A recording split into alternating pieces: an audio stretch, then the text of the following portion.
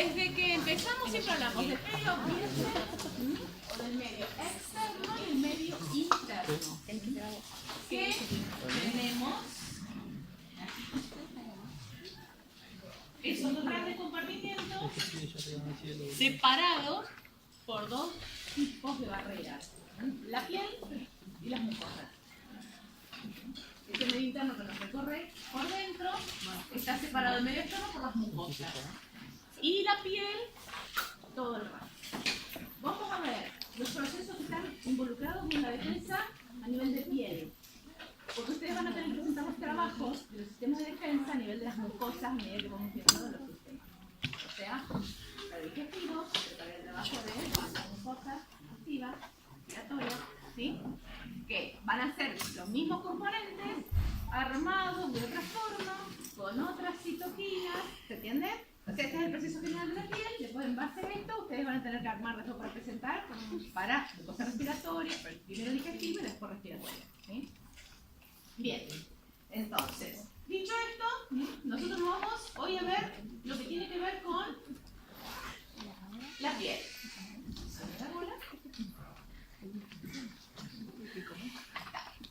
En la piel, ustedes saben que nos acompañan un montón de elementos, ¿sí? Los antídotos micro, parásitos, ¿conocen? ¿Quiénes conviven con nosotros? ¿Quiénes? Eso es una, ¿ven? Las rayitas, piel. ¿Qué tenemos en la piel? Ácaros, ¿sí? Todo tipo de ácaros conviven con nosotros, ¿sí? También, cuando veamos mucosa digestiva, ¿qué conviven con nosotros? Bacterias. ¿Qué son? Levaduras. Conviven con nosotros. ¿Por qué decimos conviven con nosotros? Porque han coevolucionado con nosotros. Son simbiontes. No tanto los ácaros, pero las bacterias sí. Son tan importantes casi como un órgano en nuestro sistema. ¿Por qué decimos que las especies no solo evolucionan, sino que coevolucionan? ¿Por qué? Porque en tiempos geológicos se van generando las conexiones entre esas dos especies. Y a lo largo de esos miles y millones de años ya no pueden vivir una sin la otra. Cuando hablamos de los simbiontes como es el microbioma humano. Pero por otro lado también coevolucionamos con ¿quiénes? Con los agentes patógenos. ¿Sí? ¿Por qué? Porque se van dando esas presiones de selección en forma sincrónica y fíjense, cuando interactúan puede ser que se asegure el éxito reproductor por esa interacción. ¿Qué quiere decir eso? Las bacterias endosimbiontes pueden vivir fuera de... No. Nosotros tenemos problemas si no los tenemos. ¿Sí? ¿Y eso qué hace? Asegura el éxito reproductivo de las dos especies. ¿Ah? Mutualismo. ¿Qué quiere decir eso? Explotación recíproca. Nosotros usamos los productos de las bacterias endosimbiontes para nuestro metabolismo y ellos utilizan nuestro hábitat intestinal para sus propias necesidades. Por eso cuando veamos la mucosa intestinal tenemos que tener en cuenta ese microbioma. Porque recuerden que hay más células extrañas adentro de nuestro intestino que las células de nuestro cuerpo. ¿Sí? Hay muchos más genes extraños a los genes humanos. Fíjense, muchos más. 100 millones de formas distintas. O sea que estamos totalmente colonizados. Y vamos a ir viendo, sobre todo el cuatrimestre que viene, qué rol cumplen cada uno de ellos. ¿Sí? Porque hasta ahora en la psiquiatría se están utilizando los productos de ese microbioma. ¿No? O sea que tienen importancia. Y dijimos en el otro extremo están aquellos que coevolucionaron, pero como agentes patógenos, que son los que nos interesan ahora. ¿Sí? Cuando aparecen los patógenos, obviamente es un sistema antagónico, no es como el otro que es mutualista, sino que es un sistema antagónico. ¿Qué quiere decir eso? Que se va creando lo que se dice carrera de armamentos. Ese agente patógeno muta, entonces los armamentos que tenemos nosotros para evitar que se cree una infección ya no son suficientes. Pueden colonizarnos y hasta matarnos. En el tiempo geológico, como decimos, ¿Quiénes sobrevivieron a eso? Los que por casualidad, azarosamente, tenían una mutación en ese huésped que generaba un armamento contra esa mutación. Y entonces así se va dando. Sobreviven los que tienen herramientas contra esa nueva mutación. Y así ha pasado, ahora no, porque ahora ¿qué tenemos para evitar eso? Como carrera armamentística nuestra, generada desde el conocimiento. Medicamentos. ¿Qué cosa? ¿Y qué más? Y vacunas, ¿sí? En realidad se unen a nuestra carrera armamentista. Pero ¿qué pasó hace 3 siglos atrás? Cuando no existían ni los antibióticos ni las vacunas. Morir. 2/3 de la población europea se murió. ¿Sobrevivió quiénes? Solamente los que tenían de casualidad una mutación que permitía que alguna quimiosina o alguna citoquina activara algún elemento que lo defendía contra la gripe española, contra la peste negra. O sea, eran así, masivas las muertes. Ahora estamos protegidos desde otros lados. Pero evolutivamente fue así que se fue rediseñando constantemente nuestro sistema inmune.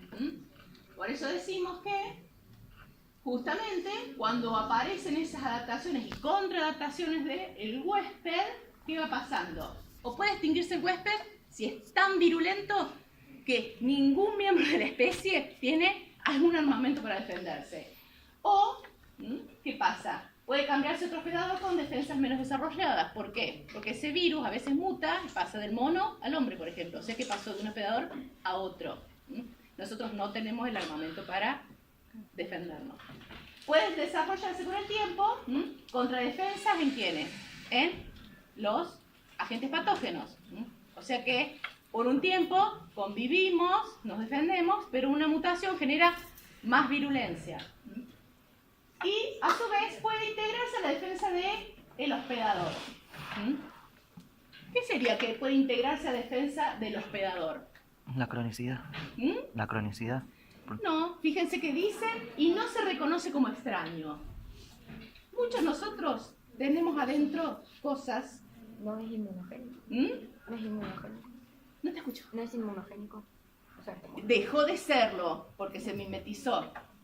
Ahí se integró. Por ejemplo, a ver quiénes hicieron microbiología. ¿Cuál es el ejemplo? Que cuando bajan nuestras defensas aparece y florece. El del herpes. Convive. Pero cuando bajan nuestras defensas aparecen todas las reacciones debido a ese virus que está con nosotros. Pero, profe, ¿el herpes no hace latencia? ¿Cómo? El herpes hace latencia. Bueno, ¿Queda en esa integrado? etapa se integra la defensa del hospedero. Porque está latente y el sistema de defensa, si está bien y adecuado, lo mantiene a raya. Conviven. Ahora, el sistema de defensa baja y te apareció. Te apareció en la boca, te apareció en la culebrilla, te apareció... Florece por la presencia de ese virus. Entonces, justamente es eso. En los tiempos evolutivos se fue dando eso. Constantemente. Ahora, justamente, tenemos un montón de posibles agentes patógenos. Todos los que tuvieron el micro son taxones enteros. ¿Cierto? Los que tuvieron que rendir el final, o los que tienen que rendir el final, se tienen que estudiar taxones enteros. Virus, bacterias, protozoos, hongos, levaduras, nemátodos, platelmintos. Todos esos, ¿sí?, pueden tener reacciones con nuestro sistema inmune. Y han coevolucionado. Nuestro sistema desarrolló defensas, pero pueden ser saltadas porque aumenta la virulencia o porque bajan nuestras defensas. Entonces, ¿qué vamos a tener? Tratar de lograr el balance entre ¿qué? Entre el poder del patógeno, o la virulencia que llamamos, y los recursos de nuestro organismo. Si se balancean, ¿qué pasa? ¿Nos enfermamos? No. Y entonces el resultado, obviamente, se puede resolver, porque nuestras defensas van a eliminar ese agente patógeno, ¿sí? O si no, cuando no logran, nos enfermamos. Nosotros vamos a llegar solamente al nivel en que balanceamos y no nos enfermamos. El resto queda para el resto de su carrera. ¿Sí? Microbiología, medicina 1, medicina 2. Solamente vamos a ver cómo nos defendemos. ¿Sí? Bien, esto ya es motivo de otras asignaturas. Bien, y vamos a ver justamente de las funciones del sistema inmune esta parte, la respuesta inmune. No vamos a ver los mecanismos de autotolerancia que ustedes ya lo vieron en patología, los que hicieron patología, ¿no? Los que hicieron patología, teórico de Gallucci, mecanismos de autotolerancia. ¿Sí? ¿Los vieron? Sí. Bien. ¿Qué quiere decir mecanismos de autotolerancia? Es una forma, o sea, en realidad si la desarrollas es que tu autotolerancia falló. Pero ¿cuáles son los mecanismos de autotolerancia? O sea, si fallan, ¿qué problemas tenemos? ¿Qué tipo de enfermedades tenemos? Si fallan. Autoinmunes. Bien, o sea que para comprender las enfermedades autoinmunes tienen que estudiar cuáles son los mecanismos de autotolerancia. ¿Que dónde se dan? En los HLA. Anatómicamente, ¿dónde se dan? Los mecanismos de autotolerancia. Algunos antes, en el óseo, depende del cuál Por la selección se lo estemos refiriendo. Esos son mecanismos de autotolerancia. Eliminar todo lo que pueda reaccionar con proteínas propias. Esos son mecanismos de autotolerancia. No los vamos a ver. Vamos a ver solamente la respuesta inmune. Pero las dos son funciones del sistema de defensa. ¿Sí? ¿Se entiende el concepto? Bien, entonces vamos a responder esta pregunta. ¿Qué pasa ante los antígenos? Primero vamos a definir lo que son antígenos. ¿Qué son los antígenos? Porque es de biología. Hablamos de antígeno. Una molécula no reconocida por los organismos. ¿Y si Extraña. yo te digo que nuestros eritrocitos tienen muchos antígenos? Estoy diciendo algo que ustedes pondrían verdadero o falso en un parcial. Es verdadero porque poseen autoantígenos. ¿Y si te digo justifique su respuesta? ¿Cómo lo justificarías?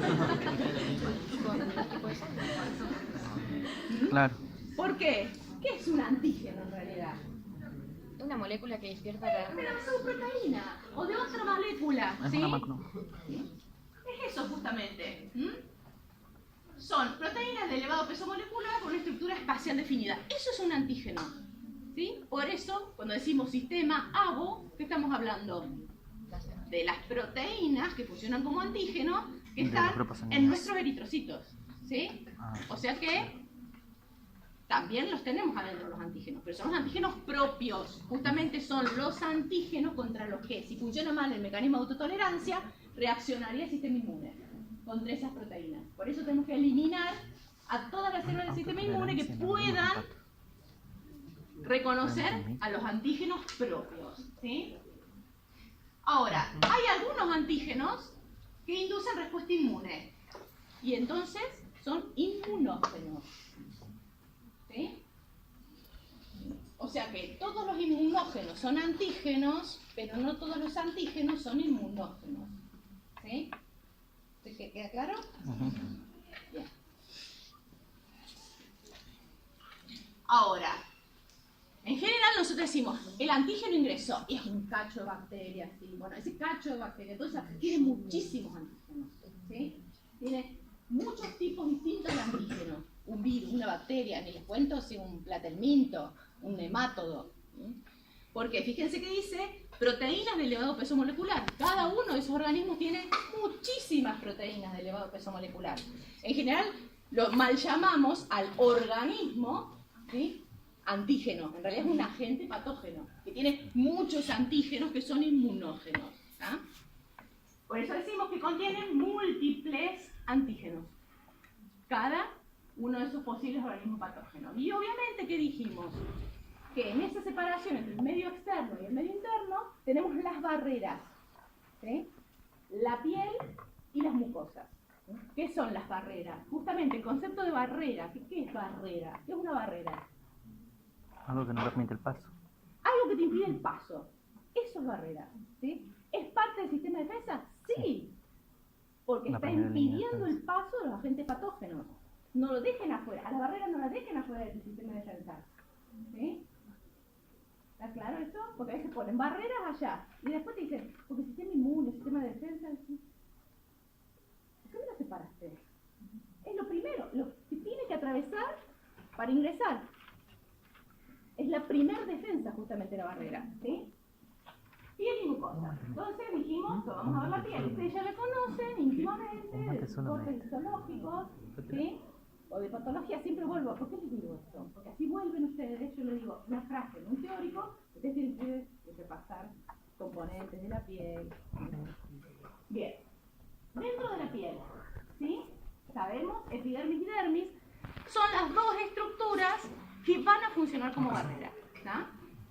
Entonces, fíjense que teníamos los queratinocitos muertos que constituyen el estrato córneo seco, y después que vamos a tener queratinocitos, que son los que van a terminar muertos allá arriba, que constantemente se van dividiendo de esta lámina o este estrato basal, y entonces todas estas células, incluyendo estas, las células de Langerhans, que Celina se las nombró en el teórico pasado. ¿Por qué se las nombró las células de Langerhans? Porque son células. Porque son células presentadoras de antígeno. ¿Y las células presentadoras de antígeno, de dónde vienen? Tienen prácticamente todas, casi todas un origen común, las más grandes, las más importantes. ¿El cromosoma 6? ¿El cromosoma 6? Es una célula, ¿eh? Estamos hablando de una célula. ¿De dónde proviene esa célula? De la progenie linfóide. Son monocitos circulantes que al entrar en los tejidos, ese microambiente de ese tejido hace que se transformen células de Kupffer en el hígado, Langerhans, ¿sí? En la piel. Los vamos viendo, decimos, tienen osteoclastos en el hueso, todos tienen el mismo origen prácticamente, pero se modifican, y esto es muy importante que tengan en cuenta, por el microambiente. ¿Qué quiere decir microambiente? Que en ese lugar hay señales químicas que hacen que ese monocito adquiera ciertas capacidades. La de Langerhans, ciertas capacidades distintas a la de Kupffer, distintas a las de la microglía, distintas a los osteoclastos. O sea que constantemente hay señales químicas. Cuando hablamos de microambiente de ese tejido, hablamos de las señales químicas que determinan ciertas estructuras y las funciones de esas células. Entonces, es muy eficiente como barrera. Ya solamente el estrato córneo, donde están los queratinocitos muertos, o sea que es imposible que tengan algún tipo de reacción con algo, ya funcionan como barrera, es la primera barrera. Tiene que abrirse ese estrato córneo o sea, tiene que romperse la barrera, la primera barrera que es el estrato córneo, para que el agente patógeno pueda ingresar. Y además de queratinocitos muertos, ¿qué tenemos ahí? La flora normal. Porque no solamente hay microbioma en el intestino, sino que también hay microbioma en la piel.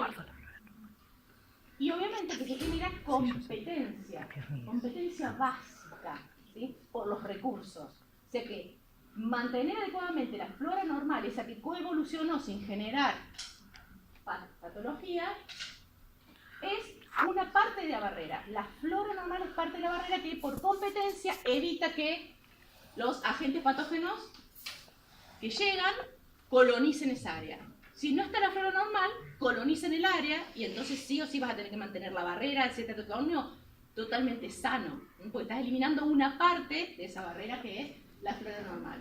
Obviamente que la descamación, las secreciones serosas que se dan acá, que se secreta también lisozima, que destruye algunas bacterias, el pH ácido de la piel, la misma sequedad y la competencia de la flora, todos esos son componentes físicos y químicos y celulares, la flora, de esa barrera. En este caso hablamos de la piel. La mucosa del intestino tendrá otra, la mucosa del tracto respiratorio otra. Entonces, después que tenemos, si esta barrera se rompe, ¿sí? Todo eso que teníamos antes se rompió por una lesión, se abrió la barrera, el agente patógeno puede atravesarla. ¿Y con qué se va a encontrar? Con estas células, ¿sí? Con los queratinocitos.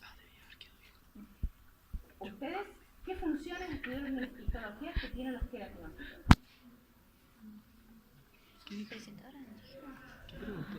No, queratinocitos.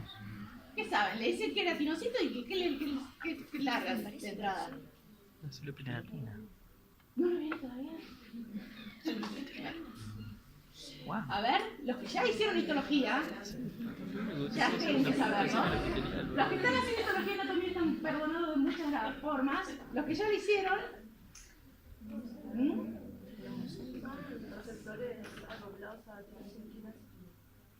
El queratinocito no, es una célula.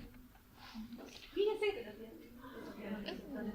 tiene receptores, múltiples receptores, ¿sí? Algunos de esos receptores los vieron con Celina en la clase pasada, ¿sí?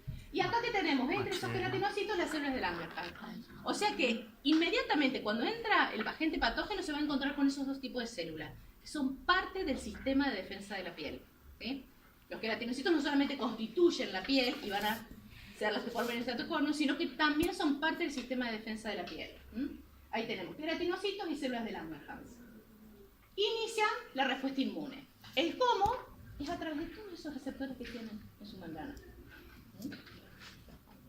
Entonces, ¿cuáles son los primeros? Queratinocitos. Reconocen los PAMPs y las DAMPs. ¿Qué son los PAMPs y las DAMPs? Tenemos que ver. Secretan defensinas. Ya las vieron con Celina en la clase pasada. ¿Se acuerdan? Dentro de los componentes humorales, un montón de sustancias químicas que ejercen efectos directos sobre algunas bacterias o estimulando otras células del sistema inmune. Defensinas, quinosinas y citoquinas. A las tres ya las vieron con Celina en la clase pasada. Por eso no vamos a entrar en detalle. Ahora vamos a decir cuáles son las que participan en la piel. ¿Sí? Son tres tipos de señales. Entonces, vamos a ver bien qué son las PAMPs y las DAMPs. Porque acá, saben, los que estuvieron el módulo de inmunología de micro saben que estamos llenos de siglas. Llenos de siglas. PAMPs. Patrones moleculares asociados a patógenos. Eso quiere decir PAMPs. O sea que, si decimos patrones, ¿qué quiere decir? Que están siempre en ese taxón. Las bacterias van a tener un patrón, los virus van a tener otro patrón, ¿sí? Las levaduras otro patrón. ¿Por qué? Porque son constituyentes, sí o sí, de ese organismo.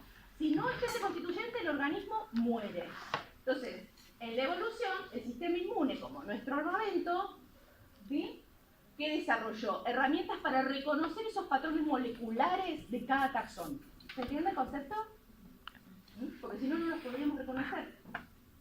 Y son moléculas que nunca serán parte del organismo del ser humano.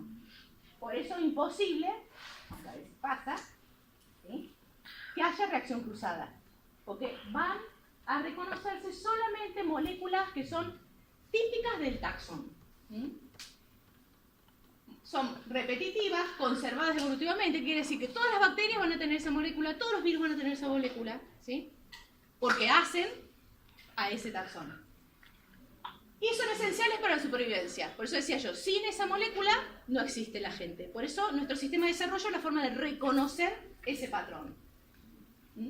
No están expresados en vertebrados. Entonces fíjense, las bacterias, dependiendo si son gram positiva o gram negativa, van a tener distintos patrones moleculares. Los lipopolisacáridos, la flagelina, están solamente en las bacterias. ¿Se entiende? Por eso son patrones de reconocimiento. En los virus, muchas proteínas de la cubierta. En los parásitos, las proteínas de anclaje, que son solamente de cada uno de los parásitos.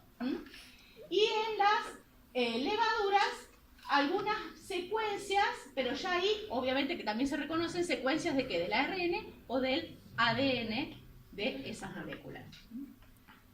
¿Y los DAMPs? ¿Qué son? Ya los que hicieron patos ya los deben conocer a los DAMPs. Fíjense que también que son patrones, pero ya son asociados al daño celular. Por eso digo, en pato los tienen que haber visto. Porque en pato empiezan con ¿qué? Hablando del daño tisular.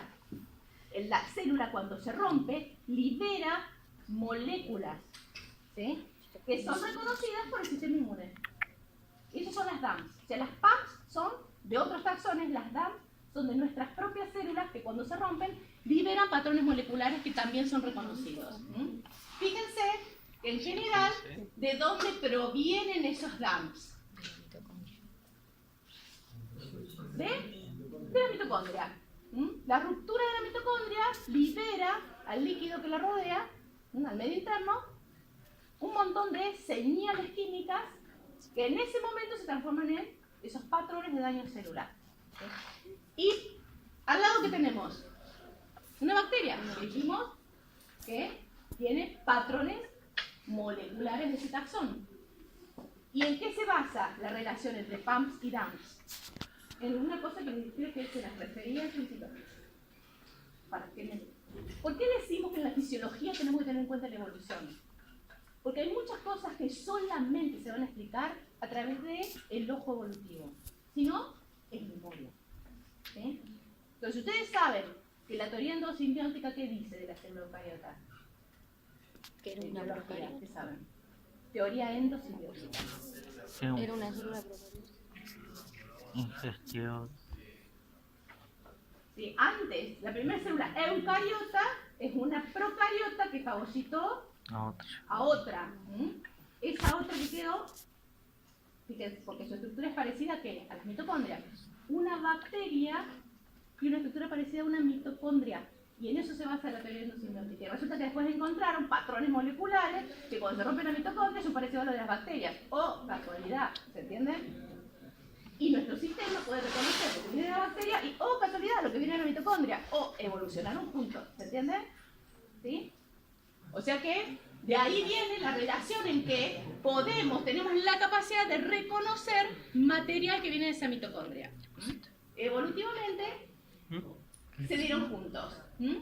Son señalizaciones de daño celular o neoantígenos se llaman, que van a generar, fíjense, en otros libros se conocen como alarminas. O sea, si la palabra alarmina o DAMS, es lo mismo.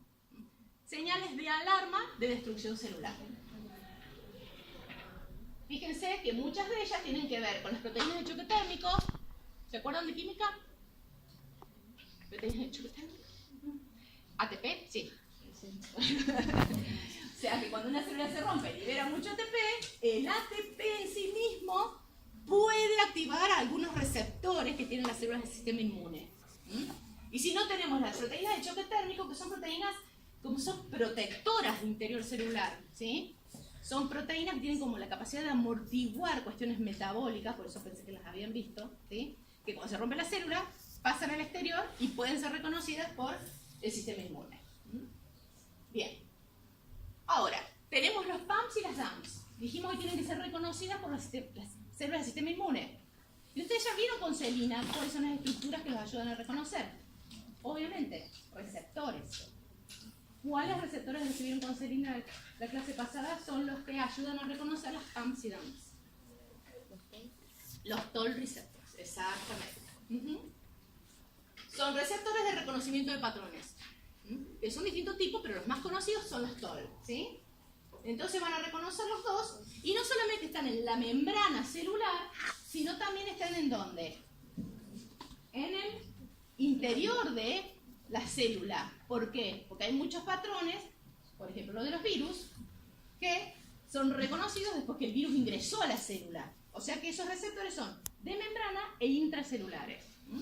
Tienen un montón de nombres, letras en realidad, ¿sí? Pero todos están acoplados a tirosinquinasa y van a activar una cascada de señalización interna que en general van a activar genes de respuesta inflamatoria. Por eso, ante una injuria celular, tenemos inflamación. Por eso, cuando ingresa un agente patógeno, hay inflamación. ¿Sí? Bien. Estos queratinocitos están llenos de esos receptores o RRPP. O sea que tienen la capacidad de reconocer las PAMS y las DAMS. Entonces, fíjense, esto se ve chiquito acá. Acá te muestra, este atocomio es roto, agente patógeno que puede ingresar. ¿Sí? ¿Qué tenemos? Estos cuadraditos que ven acá son los queratinocitos. Acá, ¿ven? Que liberan, cuando están activados porque los reconocen a través de esos receptores, los tres mensajeros que nombramos antes: quimiosinas, defensinas y citoquinas. Las tres liberan. Entonces, los elementos antimicrobianos van a, por un lado, neutralizar al agente patógeno y hacen quimiotaxismo para otras células, congregar células en el foco de infección. ¿Cuáles células? Neutrófilos, monocitos, linfos, CD4, células dendríticas inmaduras. O sea que ya el queratinocito que es el que tiene más probabilidades de encontrarse con el agente patógeno que ingresa, porque es el que más hay en la piel, apenas un agente patógeno se une, un antígeno de ese agente patógeno se une a un toll receptor, libera cascada de citoquinas, cascada de quimiosinas, cascada de sustancias que atraen a otras células del sistema inmune. Quimiosinas para reclutar leucocitos y citoquinas. Y acá empezamos. Citoquinas, la 1, la 2, la 3, la 10, la 17, la 22 y todos los factores de crecimiento y todo. Entonces vamos a nombrar algunos solamente, ¿sí? Los más importantes. Interleuquina 1, 6, 18 y factor de necrosis tumoral alfa. Esas 4 activan otras células del sistema inmune. O sea que se hace una cascada de señalización. ¿Qué hay? Factores de crecimiento de colonia, que ayudan a diferenciar más células dendríticas. Factores de proliferación del endotelio, que generan quimiotaxismo para monocitos y células de Langerhans. O sea que todo esto ocurre ¿en dónde? En la matriz extracelular. ¿Sí? Y en general muy cercano a ¿qué? A un capilar. Entonces tenés un montón de componentes que van a interactuar, que son de los queratinocitos, la matriz extracelular y el endotelio capilar. Y van a reverberar. Y ahí van a empezar a reclutar un montón de células y cada una va a hacer su aporte. Interleuquina 10, que también se libera ¿para qué? Para regular toda la reacción. ¿Vieron como en la coagulación, que teníamos la cascada de coagulación? Pero ¿qué se activa también? ¿Qué? Anticoagulantes. ¿Para qué? Para evitar que se tapone el vaso. Todo bien, no perdamos sangre, pero tampoco taponemos el vaso. O sea que acá pasa lo mismo. Cascada de citoquinas para que lleguen un montón de células del sistema inmune, pero a su vez voy liberando citoquinas que regulan. No quiero una reacción exacerbada, quiero solo una reacción de defensa. ¿Se entiende? Por eso también se van liberando algunas citoquinas, en este caso la interleuquina 10 que regula esa respuesta. Y también van a participar un poco más tardíamente fibroblastos, melanocitos. ¿Por qué? Porque como parte de esta respuesta de defensa está también que reestructurar el lugar dañado, ¿sí? La reparación. Entonces, todo eso hace el queratinocito. Recién reconoció un PAM y libera todo eso. Parte de esas moléculas, de esas citoquinas, van a activar a las células que están entre ellos, que son las células de Langerhans. ¿Sí? Pero a su vez las células de Langerhans también tienen toll receptor, o sea que también tienen la capacidad de activarse por los PAMs. O sea que esa célula de Langerhans puede activarse de las dos formas. ¿Por qué se le llama centinela del sistema inmune cutáneo? Porque tienen, en contrapartida, los queratinocitos que solamente dan la señal de alarma. Las células de Langerhans tienen la capacidad de apéresis. Entonces se pueden movilizar entre los queratinocitos. O sea que centinelas, ¿por qué? Porque en el fondo están constantemente extendiendo pseudópodos para controlar que no haya ningún PAM dando vuelta. ¿Sí? O sea que por eso se los llama centinelas. Fíjense que una vez que es activado, fíjense que emite gran cantidad de pseudópodos para ir entre cada vez más queratinocitos. ¿Y qué tienen entre ellos? Estos bastoncitos que los tienen en gránulos y cuando se activan los exponen. Que cuando los encontraron les pusieron un nombre, o bastones, ¿sí? O gránulos de Birbeck. ¿Qué son? Una proteína específica de estas células, o langerina, que es un tipo de receptor de lectina. O sea que una vez que se activa, esos gránulos van hacia la membrana y exponen receptores específicos, lo que la hace más factible de seguir activándose más y de reconocer más PAMs. ¿Sí? Bien, entonces fíjense, en este caso acá que tenemos marcado un receptor de una quimiosina. ¿Ven esto que está acá? ¿Qué hace? Cuando se une la quimiosina a una de estas células de Langerhans, o varias en realidad, liberada por el queratinocito, ¿qué activa? Activa que la actina se polimerice formando pseudópodos. Por eso termina con esta forma, llena de pseudópodos. ¿Eso por acción de quién? De la quiniosina. Y a su vez se moviliza porque las proteínas de anclaje a la matriz extracelular, ¿sí?, permiten que se vaya desplazando, ¿sí? O sea que se movilizan un montón de proteínas a través de la activación del receptor de quiniosina. Polimeriza lactina que está adherida a integrinas, ven, acá están, ven, todas estas conectan con la matriz extracelular y cuanto más estímulo, más actividad, más desplazamiento. Entonces, si vemos un corte de piel por microscopio electrónico, ¿qué vemos acá? Todas estas que están en amarillo son las de Langerhans. Fíjense que están en este estrato. Acá tenemos el estrato córneo y acá tenemos las de Langerhans. Y más abajo tenemos otras que son estrelladas, que son células dendríticas, primas hermanas de las de Langerhans, ¿sí? Pero están en otro estrato. Epidermis, dermis, ¿sí? O sea que las primeras que se van a activar sí o sí van a ser las de Langerhans. Pero a su vez, toda la cascada de citoquinas, y si la gente sigue invadiendo, va a activar a las células dendríticas. ¿Ah? Entonces, las células dendríticas, dermales e intersticiales, fíjense que también que tienen. Pueden exponer los receptores tipo lecitina, que son capaces de reconocer PAMPs. Y se activan todas por la cascada de citoquinas liberadas por los queratinocitos. Fíjense que también, ¿qué tienen las células de Langerhans? ¿Receptores para qué? ¿Qué es C3b? Que viene con serina. La caja de complemento. Exactamente. Porque esto, nosotros explicamos que está pasando esto, pero a su vez están pasando muchas otras cosas simultáneamente. Una de ellas puede ser la activación del complemento. Y fíjense que esas células de Langerhans tienen o pueden ser activadas por parte del sistema del complemento. Cuando son activadas, ¿qué les pasa? ¿Ven? Adquieren este formato, tanto las células de Langerhans como las células dendríticas, pasan de inmaduras a maduras. ¿Qué capacidad tienen cuando maduran? Fíjense en dos cosas. Tienen receptores TLR que hacen, internalizan y procesan el antígeno. Y a su vez adquieren la capacidad de ellas mismas liberar citoquinas. Principalmente ¿cuál? Interleuquina 1 y factor de necrosis tumoral. Que son las mismas que fueron liberadas por los queratinocitos. Entonces fíjense acá que tenemos la citoquina y el agente patógeno. Los dos señales pueden estimular esas células dendríticas. Por los TCR, que son esos que estaban en gránulos, que cuando recibió la señal, entonces se llenó de esos receptores para poder reconocer patógenos, internalizarlo y procesarlo.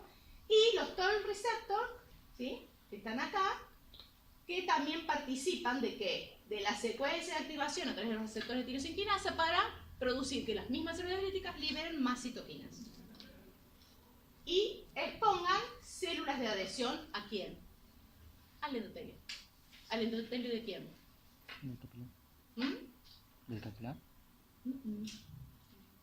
¿Qué dijimos que son? Tanto células de Langerhans como células dendríticas. ¿Cómo se llaman en su conjunto? Células presentadoras de antígeno. ¿Y a quién se los van a presentar? A los linfocitos TSD4. ¿En dónde se los van a presentar? Bien, o sea que van a exponer moléculas de adhesión de quiénes. ¿Qué van a hacer? ¿Que vayan a dónde? Al ganglio.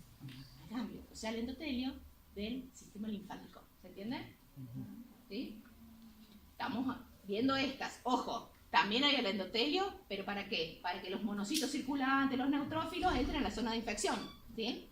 Hay en los dos, en el sistema linfático y en el sistema sanguíneo.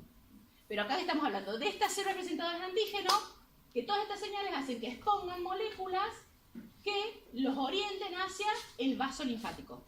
¿Tá? Porque tienen que llegar al ganglio para presentar a los linfocitos T a estos antígenos. Bien. Vamos a seguir entonces. ¿Siguen hasta acá? Sí. Bien.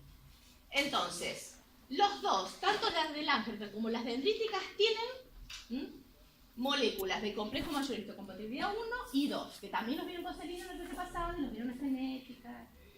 ¿Sí? ¿Qué otro nombre reciben los complejos mayor histocompatibilidad? nombre, porque es el complejo mayor es la proteína, pero el conjunto de genes, ¿cómo se le llama? HLA. HLA. ¿Okay? Unos son los genes, los otros son el complejo proteico que se sintetiza a partir de sus genes. ¿Está? Bien.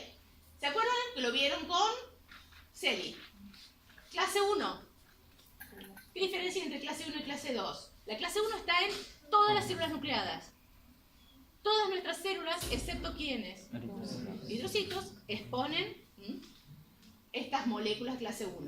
En cambio, las clase 2 están limitadas solamente a las células presentadoras de antígeno, que son capaces, por distintos mecanismos que vamos a ver, de capturar el antígeno, procesarlo y exponer un pedacito. ¿Sí? Entonces, obviamente que tienen los dos, porque son células nucleadas, pero a su vez, tanto por el tipo 1 como por el tipo 2, va a favorecer las presentaciones de antígeno, de dos tipos. El tipo 2 de agentes patógenos o antígenos extracelulares. Y el tipo 1 lo va a utilizar para exponer no solo proteínas propias, sino proteínas provenientes de patógenos intracelulares. O sea que en el sistema de defensa se utilizan las dos vías de procesamiento del antígeno. ¿Sí? ¿Cómo son esas vías?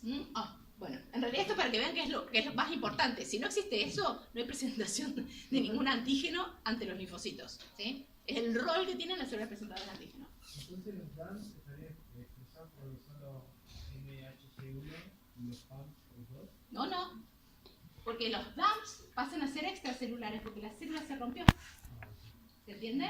Pasan a ser cosas que están afuera de la célula, que pueden ser pinocitadas o translocadas al interior, y ahí se procesan como antígenos extracelulares. ¿Sí? O sea, la diferencia es eso, si están afuera de la célula o si están adentro de la célula. Bien, ¿por qué son fundamentales? Porque los linfocitos T solo van a reconocer péptidos cortos.